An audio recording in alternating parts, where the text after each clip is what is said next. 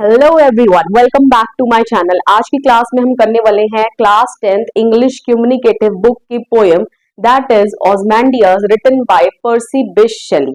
तो पहले हम इसका लाइन टू लाइन एक्सप्लेनेशन देखेंगे and then we will look at its summary. इसकी क्या समरी है, इसकी पोएटिक डिवाइसेस क्या है, इसकी राइम स्कीम क्या है, सब कुछ आपको इस वीडियो में कवर करा दिया जाएगा, बट द कंडीशन इज आपको इस वीडियो को एंड तक देखना पड़ेगा।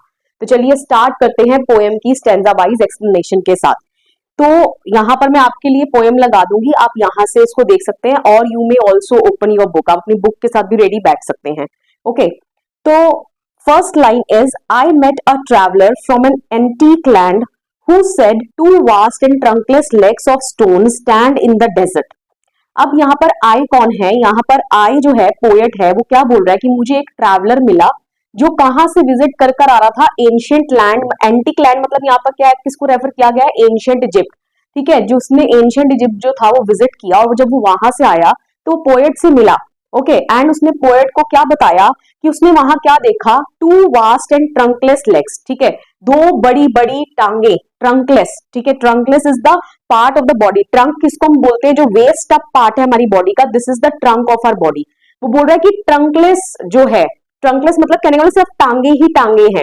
ओके, ये ट्रंक जो है दैट इज मिसिंग। ओके, तो दो बड़ी बड़ी, ठीक है, ट्रंकलेस लेग्स जो है स्टोन की बनी हुई, वो स्टैंड कर रही है इन द डेजर्ट। ठीक है, पूरे डेजर्ट के अंदर क्या है? खड़ी हुई है। Okay, near them on the sand half sunk a shattered visage lies. अब उसके पास क्या है? नियर देम मतलब जो टांगे हैं, ठीक है, जिसकी ऊपर का अपर बॉडी नहीं है, ट्रंकलेस है, उसके पास ही क्या गिरा हुआ है? शैटर्ड मतलब टूटा हुआ, हाफ संक मतलब आधा धसा हुआ। किसके अंदर धसा हुआ? मिट्टी के अंदर, सैंड के अंदर धसा हुआ vices. Vices is the face. ठीक है, वो किसका फेस है? वो स्टैचू का ही फेस है जो आधा धसा हुआ है, गड़ा हुआ है मिट्टी के अंदर। Okay, whose frown and wrinkled lip and sneer of cold command tell that its sculptor well those passions read। अब क्या मतलब कि अब उसका जो स्टैचू का फेस है जो आधा धसा हुआ पड़ा हुआ है मिट्टी में, किसके साथ? दो ट्रंकलेस लेग्स के साथ जो खड़ी हुई है उस वास्ट स्ट्रेच ऑफ सैंड में। ठीक है, अब वो जो फेस है उसको देखकर उस जिसका वो स्टैचू है, किसका स्टैचू है? बेसिकली वो ऑज़मैंडियस जो किंग था, रूलर था, जिसने एंशिएंट इजिप्ट पे रूल किया था। तो ये उस pharaoh is the ruler. Okay, तो ये उस रूलर का स्टैचू है। ओके, अब उसके फेस से जो स्कल्प्टर कौन होता है? जिसने उस स्टैचू को बनाया। ठीक है, तो स्कल्प्टर ने इतने अच्छे तरीके से उसके स्टैचू को बनाया है कि उसके फेस से उसके एक्सप्रेशन को रीड किया जा सकता है कि वो किस तरीके का किंग था। ओके, तो कैसे था उसके एक्सप्रेशन? फ्रॉन। ठीक है, फ्रॉन क्या होता है? देखिए यहाँ लिखा है मैंने आपके लिए, अ फेशियल एक्सप्रेशन इंडिकेटिंग डिसअप्रूवल और डिसप्लेजर। ठीक है, ये भी एक फेशियल एक्सप्रेशन है, यहाँ आपके लिए फोटो लगा दूंगी, जिसमें आपकी एक ब्रो हमेशा ऐसे रहती है गुस्से में। ओके, तो वो जो स्टैचू था वो फ्रॉन कर रहा है। ओके, रिंकल्ड लिप्स हैं उसके। ठीक है, and sneer of cold command. अब स्नेयर क्या है यहाँ पे? Sneer is an unkind smile or facial expression that shows you have no respect for someone or something. ये भी एक अनकाइंड स्माइल है जिसमें आपका एक जो अपर लिप होता है वो क्या रहता है? थोड़ा उठा हुआ रहता है। यहाँ पे पिक्चर लगा दूंगी, जिससे ये पता चलता है कि आप किसी की कद्र नहीं करते हो। You have respect for nothing. ठीक है, आपके मन में किसी के लिए कोई रिस्पेक्ट नहीं है। ओके, तो जो स्टैचू है वो भी इसी तरीके से जो है उसकी स्नेयर दिखाई गई ही है। Okay, tell that its sculptor well those passions read, जिससे ये पता चलता है कि जो स्कल्प्टर मतलब जिसने उस स्टैचू को बनाया है, उस मूर्तिकार ने बहुत अच्छे से जो किंग था उसके जो इमोशंस थे उसको रीड करा और उसको बाखूबी डिपिक्ट किया। ठीक है, अपनी स्किलफुल आर्ट से। ओके, जो इतना वो स्किलफुल आर्टिस्ट था कि उसने उसका जो स्टैचू बनाया और बिल्कुल बाखूबी उसके इमोशंस को पोर्ट्रे करा। ठीक है, स्टैचू के through. which yet survive stamped on these lifeless things, the hand that mocked them and the heart that fed। ठीक है, तो यहाँ पर क्या है? ये जो लाइफलेस थिंग्स क्या है वो आगे लिखी गई है दो लाइंस में, the hands that mocked them and the heart that fed. Hands किसने? मॉक मतलब कॉपी करना। ठीक है, किस हाथों ने कॉपी करा है स्टैचू के उस किंग ऑज़मैंडियस के इमोशंस को? स्कल्प्टर के हाथों ने। ओके, एंड हार्ट मतलब यहाँ पर किसके हार्ट की बात की गई है? किसके अंदर वो वैसे क्रूएलिटी भरे इमोशंस थे उस किंग के अंदर। अब वो स्कल्प्टर जिसने उस स्टैचू को बनाया ऑज़मैंडियस किंग के, ओके एंड वो ऑस्मैंडियास किंग जिसका वो स्टैचू बना, ठीक है, वो आज दोनों ही जिंदा नहीं है, लेकिन स्टिल जो उसने इमोशंस को क्या कर दिया, इमोर्टल कर दिया स्कल्प्टर ने। कहने का मतलब उसकी जो आर्ट है ना, वो जो स्किलफुल आर्ट है, वो आज भी उसके इमोशंस को, किंग ऑस्मैंडियास के इमोशंस को दर्शा रही है। Okay clear. तो यही लिखा है, yet survive stamped on these lifeless things. कहने का मतलब कि स्कल्प्टर जो है वो भले ही मर चुका है, but his art is still alive, लेकिन जो उसकी कला है वो आज भी जिंदा है, क्योंकि उसकी कला जो है उसी से उसके इमोशंस जो हैं ऑस्मैंडियास किंग के, वो स्टैचू के थ्रू झलक रहे हैं। Okay clear. And on the pedestal these words appear. Pedestal क्या होता है, एक थोड़ा सा रेज्ड पार्ट जिसके ऊपर जो है स्टैचू को खड़ा किया जाता है, ठीक है। तो पेडेस्टल के नीचे कुछ लिखा हुआ है, वो क्या लिखा हुआ है, my name is Ozymandias king of kings, ठीक है, कि मेरा नाम ऑस्मैंडियास है, मैं राजाओं का राजा हूं। Okay, look upon my works ये माइटी एंड डिस्पेयर। मेरे कामों को देखो, ठीक है, जो मैंने काम करे हैं, ये mighty and despair. Mighty is powerful, ठीक है, पावरफुल राजाओं को बोला गया है कि जो तुम अपने आप को बाकी पावरफुल राजा बोलते हो ना, तो तुम जो है मेरे कामों को देखो, एंड डिस्पेयर मतलब निराश हो जाओ। कहने का मतलब इन लाइन से ये पता चल रहा है कि किंग ऑस्मैंडियास का नेचर क्या था, काफी ही बोस्टफुल था, ठीक है। बोस्टफुल कहने का मतलब वो उसको काफी घमंड था, ठीक है, अपनी अचीवमेंट्स के ऊपर, और वो अपने सामने बाकी राजाओं को क्या मान रहा है, बिल्कुल पावरफुल नहीं मान रहा, वो अपने आप में ही क्या है, सर्वशक्तिशाली है। Okay clear. Nothing decide remains. अब यहाँ पर क्या है, लास्ट में पोएट ने जो है, ट्रैवलर ने जो मैसेज दिया है पोएट को, ठीक है, क्या पोएट को बोला है कि नथिंग डिसाइड रिमेन्स, लेकिन आज वहां कुछ नहीं है, ठीक है। Round the decay of the colossal wreck, ठीक है, डिके मतलब वही बर्बाद हो जाना, ठीक है, तबाह हो जाना, रुइन हो जाना। कोलोसल रैक यहाँ पर क्या है, शैटर्ड स्टैचू, वो टूटे फूटे स्टैचू की ही बात की गई है यहाँ पे। क्या है, boundless and bare. Boundless and bare से क्या मतलब समझे हम, vast and empty desert surrounding the wreck emphasising its desolation, कि अब उसके आसपास क्या है, चारों तरफ रेत ही रेत है, और वो स्टैचू वहां अकेले, ठीक है, डिके रूइंड स्टेट में पड़ा हुआ है, ठीक है। The lone and level sand stretch far away, ठीक है, lone and level sand stretch far away का क्या मीनिंग है यहाँ पे, कि nothing remains of the king's empire, कि आज उस किंग के एम्पायर का, ऑस्मैंडिया किंग के एम्पायर का कुछ भी नहीं बचा है। दूर दूर तक सिर्फ जो सैंड जो है वो फैली नजर आ रही है, और वो स्टैचू वहां पर अकेले अलोन, ठीक है, खड़ा नजर आ रहा है। Okay clear. तो ये था इसका लाइन बाय लाइन एक्सप्लेनेशन। अब हम इसकी फटाफट से एक समरी देख लेते हैं। तो यहाँ पर क्या बोला गया है, the poet meets a traveller who visited ancient Egypt, ठीक है, पोएट किसको मिला, एक ट्रैवलर को मिला जिसने कहा विजिट करा था, ancient Egypt. Okay, the traveller speaks about a ruined statue whose broken legs are standing and the body is half sunk in the sand। तो ट्रैवलर ने किसके बारे में बात की, पोएट के साथ, एक ऐसे स्टैचू के बारे में बात की जो रूइंड मतलब तबाह हो चुका था, बर्बाद हो चुका था, और जिसकी टूटी फूटी टांगे खड़ी हुई थी, ठीक है, और जो बॉडी थी is half sunk in the sand, ठीक है, बॉडी मतलब वही जो वाइसेज लिखा था ना, फेस जो पास में ही है टांगों के, और वो आधा धसा हुआ है सैंड के अंदर। Okay, the statue is not of a common man but is of the great king Ozymandias. वो जो स्टैचू था किसी मामूली इंसान का स्टैचू नहीं था, वो एक बहुत ही बड़े राजा का स्टैचू था, किंग का स्टैचू था, और उस किंग का क्या नाम है, Ozymandias. Okay, the statue of the king though broken depicts the expression of his face very clearly, ठीक है, जो स्टैचू है उस किंग का वो भले ही टूट फूट चुका है, लेकिन उसका जो फेस है वो आज भी उसके एक्सप्रेशंस को भली भांति डिपिक्ट कर रहा है, दर्शा रहा है, ठीक है, कि वो किस तरीके का राजा हुआ करता था। Okay, his face depicts his frown, ठीक है, उसके फेस में क्या झलक रहा है, जो उसका वाइसेज मतलब फेस, शैटर्ड मतलब टूटा हुआ, जो धसा हुआ था मिट्टी के अंदर, वो क्या डिपिक्ट कर रहा है, हिज फ्रॉन, ठीक है, फ्रॉन मतलब मैंने आपको बताया ना, पिक्चर भी दिखाई थी आपको, ठीक है, जब आपके जो ये ऊपर के आईब्रोज जो है जो आप रेज कर लेते हो गुस्से में। ओके, तो इस तरीके के उसके एक्सप्रेशन है। And sneer with his upper lips curled up as if in scorn, ठीक है, स्नेयर मतलब वही, ठीक है, ये भी एक फेशियल एक्सप्रेशन है, ऐसी स्माइल जिससे साफ पता चले कि आपके मन में किसी के प्रति रिस्पेक्ट नहीं है। ओके, ऐसे लग रहा है जैसे आप क्या कर रहे हो, स्कॉर्न कर रहे हो। स्कॉर्न मतलब भी वही होता है, किसी के प्रति क्या होना, डिसरिस्पेक्ट होना। Okay, the statue indeed is a work of skilful sculptor who is able to read the transient and fleeting emotions from the face of the king।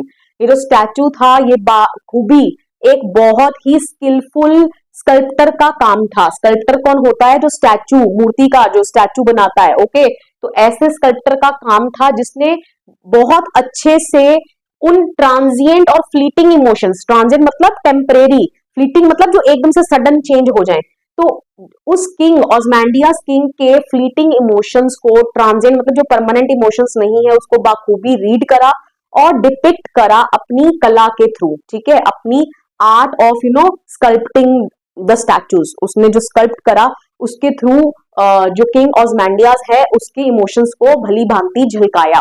Okay, however the sculptor who made this statue and the king whose immortal emotions depicted are dead। ठीक है, तो sculptor जो है जिसने इस statue को बनाया था और जो किंग जिसके इमोशंस को उसने क्या कर दिया, इमोर्टल कर दिया। कहने का मतलब जो स्कल्प्टर है, ठीक है, जो मूर्तिकार है जिसने उस स्टैचू को बनाया, और जो किंग है जो ह्यूमन बीइंग था, दोनों ही आज इस दुनिया में नहीं है, दोनों ही मॉर्टल हैं। ठीक है, लेकिन उसने, स्कल्प्टर ने उस किंग की इमोशंस को क्या कर दिया, इमॉर्टल कर दिया, अमर कर दिया। ओके, क्लियर, अपनी कला से। Okay, but the feeling sculpted in the statue leaves behind a living testimonial of the great skill of the artist. कहने का मतलब जो फीलिंग्स को दर्शाया गया है, स्कल्प्ट किया गया है स्टैचू के द्वारा, वो क्या छोड़ गई है, क्या कहने का मतलब वो एक लिविंग रिकॉर्ड है। ठीक है, वो विटनेस कर रही है ऑजमैंडियास किंग के बिहेवियर को, कि वो किस तरीके का राजा था। ठीक है, clear. Next, the traveller says that on the pedestal of the statue was written, I am Ozymandias the king of kings, this reflects the boastful nature of the king. तो ट्रैवलर ने पोएट को क्या बताया कि जो pedestal है नीचे statue के, वहां क्या लिखा है कि I am Ozymandias king of kings. ठीक है, तो इससे हमें ऑजमैंडिया के बारे में क्या पता चल रहा है कि वो किस तरीके का राजा था, काफी ही बोस्टफुल नेचर था उसका। बोस्टफुल नेचर का मतलब अपनी अचीवमेंट्स के ऊपर बहुत ज्यादा घमंड होना। ठीक है, शानो शौकत दिखाना अपनी, right. This shows that he was a great king and his glory was spread far and wide. ठीक है, इससे हमें ये भी पता चलता है कि वो जो किंग था वो बहुत ज्यादा क्या था, फेमस किंग था, और उसकी जो शानो शौकत थी वो दूर दूर तक फैली हुई थी। कहने का मतलब he was a well known king of his time. Okay, the poet says that it is ironical that the mightiest king who boasted, look at my works and despair, is no more, and the statue which he got erected for himself is in a dilapidated condition। अब क्या बोला जा रहा है यहाँ पे कि poet बोल रहा है कि काफी ही आर्निकल है। आर्निकल का मतलब होता है जैसा कहा जाए, सोचा जाए, बिल्कुल उसके उल्टा हो जाना, ऑपोजिट हो जाना। अब यहाँ पर स्टैचू क्या बोल रहा है अपने बारे में, उसने क्या लिखवाया अपने पेडेस्टल पर कि अपने आप को सबसे पावरफुल किंग मान रहा है, राइट। और क्या बोल रहा है कि लुक एट माय वर्क्स, मेरे कामों को देखो, एंड डिस्पेयर, और तुम निराश हो जाओ। ओके, लेकिन अब वो जो किंग है जिसने ऐसा लिखवाया वो आज खुद ही इस दुनिया में नहीं है, जो अपने आप को इतना पावरफुल समझ रहा था। कहने का मतलब टाइम ने उसको भी नहीं बख्शा। ठीक है, time spares no one, time किसी को नहीं छोड़ता। Okay, time is all powerful, time जो है सबसे ज्यादा पावरफुल है। ओके, एंड जो स्टैचू उसने अपने लिए इरेक्ट करवाया फॉर हिमसेल्फ, वो आज किस कंडीशन में है, डीलैपिडेटेड कंडीशन में है। डीलैपिडेटेड कंडीशन कहने का मतलब रूइंस में है, डिके में है, उसका स्टैचू खुद ही क्या हो चुका है, बर्बाद हो चुका है, रूइन हो चुका है। Okay, those words seem very hollow, तो ये जो शब्द इसने लिखवाए हैं अपने पेडेस्टल पे, आज उन शब्दों का कोई अस्तित्व नहीं है। ठीक है, कोई सिग्निफिकेंस नहीं है। क्यों? क्योंकि ये शब्द बड़े क्या लग रहे हैं, खोखले लग रहे हैं। क्यों? क्योंकि आज उसका पेडेस्टल जो है जिस पर ये शब्द लिखे हैं, स्टैचू, वो खुद ही क्या हो चुका है, तबाह हो चुका है, रूइन हो चुका है। Now as the magnificent statue is destroyed and none of the king's work have lasted. और किस किंग के कौन से कामों को देखें, क्योंकि आज किंग खुद ही नहीं है इस दुनिया में। ठीक है, और ना ही उसके किए गए कोई भी काम जो है वो लास्ट कर रहे हैं। कहने का मतलब किसी को याद है। ओके, क्यों? क्योंकि वो इतना क्रूअल किंग था।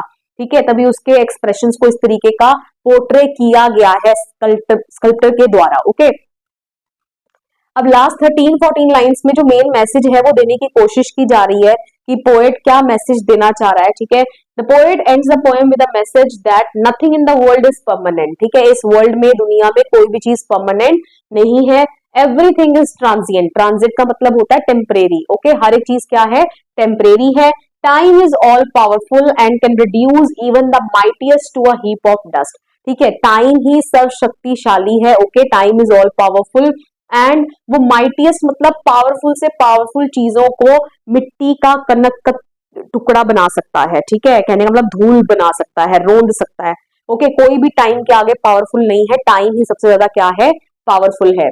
The vastness of nature and the power of time are all significant, ठीक है, कि नेचर ही जो है वो ऑल पावरफुल है, ठीक है। वास्टनेस ऑफ नेचर मतलब क्योंकि अब उस स्टैचू के आसपास दूर दूर तक रेत ही रेत फैली हुई है ना, वो नेचर का पार्ट है, राइट।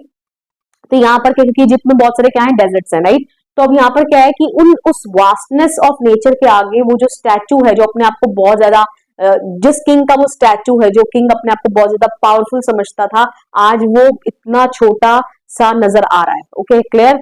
तो जो वास्टनेस ऑफ नेचर है और जो पावर ऑफ टाइम है वो ही दिखाई गई है इस पोएम के थ्रू।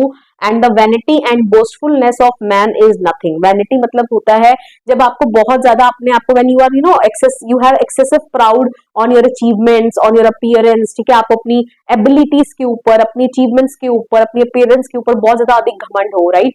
तो यहाँ पर यही बोला जा रहा है कि मैन की वैनिटी और बोस्टफुलनेस किसी काम की नहीं है, ठीक है। क्यों? क्योंकि ये सब कुछ एक दिन नष्ट हो जाएंगी, टाइम ही पावरफुल है, क्योंकि हम मेन तो क्या है, मॉर्टल्स हैं, ओके, हम अमर नहीं हैं, राइट।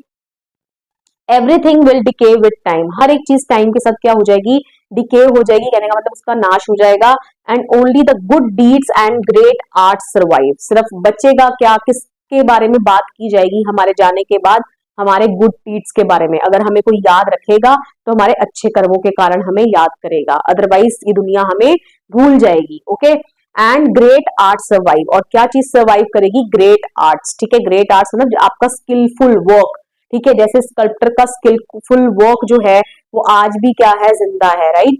उसको देखकर, उसके द्वारा जो स्टैचू बनाया गया उसको ही देखकर पोएट ने क्या लिखा, पोएम लिखी, ओके। तो ये थी आपकी पोएम। अब फटाफट से डिस्कस करते हैं इसकी पोएटिक डिवाइसेस, कौन कौन सी पोएटिक डिवाइसेस पोएम में यूज की जा रही हैं। First is alliteration. एलिट्रेशन आपको पता है, repetition of consonant sound in the beginning of closely placed word.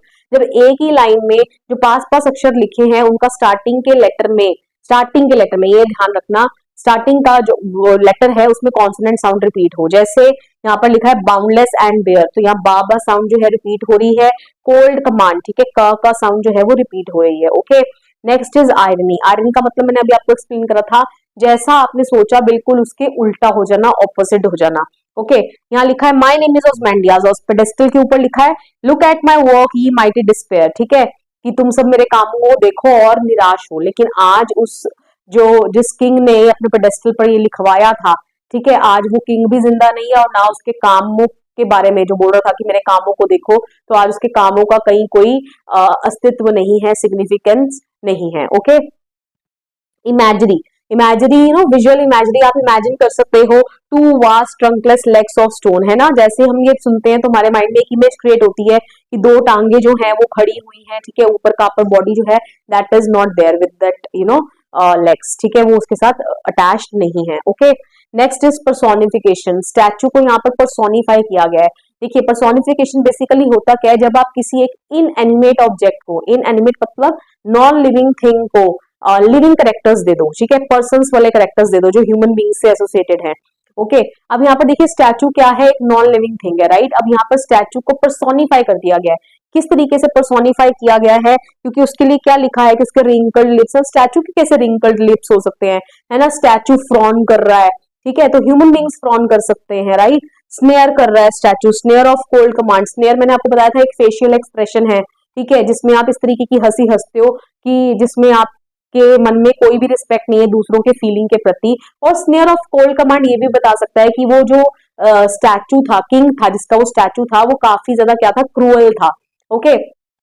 Snare of cold command कहने का मतलब वो इस तरीके का ऑर्डर देने वाला है जिस ऑर्डर से, है ना, बहुत ही ज्यादा जो है नुकसान हो सकता है, लेकिन उस किंग को उस नुकसान की कोई परवाह नहीं है, ओके, क्लियर। तो ये भी दर्शा रहा है यहाँ पे, ओके। तो ये सारी पोएटिक डिवाइसेस यहाँ पर लग रही हैं। एंड राइम स्कीम जो है इस पोएम की, ये इतनी बड़ी राइम स्कीम है, मैंने आपके लिए यहाँ लिख दी है, ओके। अगर आपको स्टिल लगे कि राइम स्कीम आप फाइंड आउट करने में आपको डिफिकल्टी हो रही है, राइम स्कीम वैसे फाइंड आउट कैसे करते हैं मैंने पिछली वीडियोस में समझाया हुआ है, आप उनको रेफर कर सकते हैं। आपको अपनी पोएम का हर एक लाइन का लास्ट जो वर्ड है उसको देखना है, उसकी साउंड जज करना है, ठीक है, एंड उसको अल्फाबेट से साइन करते जाने हैं। जहां जिस लाइन का साउंड सिमिलर होगी, तो जो आपने पहले अल्फाबेट असाइन किया होगा उस लाइन को, तो सेम आप जहां रिपीटेड साउंड आ रही है तो वहां पर आप वही अल्फाबेट असाइन कर देंगे और उस मैनर में आपकी ये राइम स्कीम बन जाएगी। ओके, स्टिल अगर आपको कोई डाउट लगता है, आप नहीं फाइंड आउट कर पा रहे हैं राइम स्कीम, तो आप मुझे कमेंट करके बताइएगा। मैं आपके लिए एक शॉर्ट वीडियो बना दूंगी जिसमें इसकी राइम स्कीम किस तरीके से निकाली गई वो मैं आपको बता दूंगी। आई होप सो वीडियो आपके लिए हेल्पफुल रहा। अब आपके एग्जाम में कोई भी क्वेश्चन आए, आप बहुत इजीली उस क्वेश्चन को अटेम्प्ट कर लेंगे और फुल स्कोर करेंगे, फुल मार्क्स अपने एग्जाम में। वीडियो पसंद आया हो वीडियो को लाइक करिए, शेयर करिए, कमेंट करके बताइए वीडियो आपको कैसा लगा। And please don't forget to subscribe my channel. मिलेंगे नेक्स्ट वीडियो में, टिल देन बाय बाय।